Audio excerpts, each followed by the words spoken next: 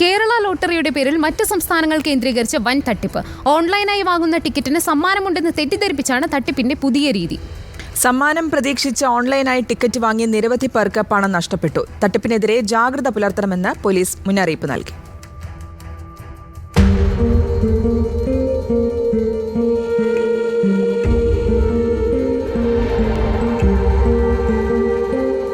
കേരളത്തിന് പുറത്ത് മറ്റു സംസ്ഥാനങ്ങൾ കേന്ദ്രീകരിച്ചാണ് തട്ടിപ്പ്. കേരള ലോട്ടറി ഓൺലൈനായി വാങ്ങാമെന്നും സമ്മാനം മേടിച്ചെന്നും തെറ്റിദ്ധരിപ്പിച്ചാണ് തട്ടിപ്പ് നടത്തുന്നത്. 75 ലക്ഷത്തിന്റെ ഒരു കേരള ലോട്ടറി ഒരു 40 രൂപയ്ക്ക് അവൈലബിൾ ആണ്. വൈകുന്നേരം 3 മണിക്കാണ് നറുക്കെടുപ്പ്.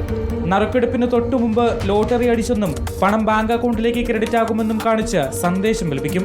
പക്ഷേ അവിടെയാണ് ട്വിസ്റ്റ്.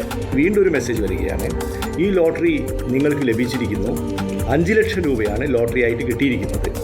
ആ 5 ലക്ഷം രൂപ നിങ്ങളുടെ അക്കൗണ്ടിലേക്ക് വരണമെങ്കിൽ ഒരു 4800 രൂപ പ്രോസസ്സിംഗ് ഫീ ആയിട്ടും പേ ചെയ്യണം. ഉത്തരേന്ത്യ കേന്ദ്രീകരിച്ച് പ്രവർത്തിക്കുന്ന റാക്കറ്റാണ് ഇതിന് പിന്നിലെന്നാണ് സൂചന. പുതിയ ട്രെൻഡ് വർദ്ധിക്കുന്ന സാഹചര്യത്തിൽ ജാഗ്രത പുലർത്തണമെന്ന് പോലീസിന്റെ മുന്നറിയിപ്പ്. ഓൺലൈൻ ലോട്ടറി എന്ന് പറയുന്നത് തന്നെ അങ്ങനെ ഒരു പർച്ചേസ് സംവിധാനം ഇല്ലാത്തതാണ്.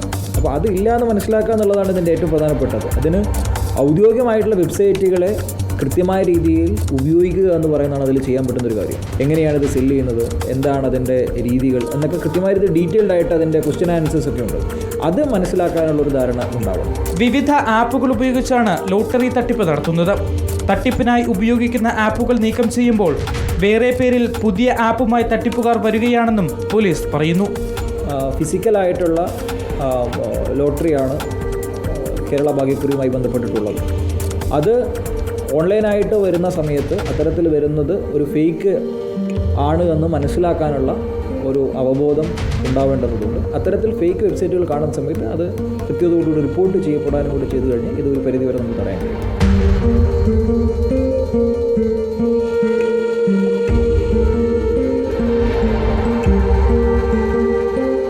റിപ്പോർട്ടർ, തിരുവനന്തപുരം.